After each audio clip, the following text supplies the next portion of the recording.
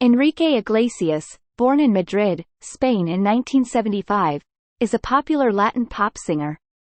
He is the son of famous Spanish singer Julio Iglesias. Enrique began his music career in the mid-1990s with the release of his debut album. He became famous around the world in 1999 when his song, Bailamos, was included in the soundtrack for the film, Wild Wild West.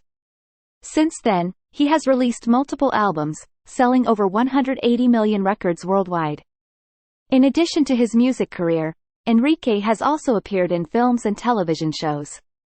He is known for his energetic stage presence and catchy dance pop hits. Many of his songs feature a mix of Spanish and English lyrics, appealing to a wider audience. Enrique has won numerous awards, including multiple Grammy Awards and Billboard Latin Music Awards. He has collaborated with other popular artists, such as Pitbull, Usher, and Whitney Houston. Enrique is known for his philanthropic work, supporting causes such as disaster relief and child welfare.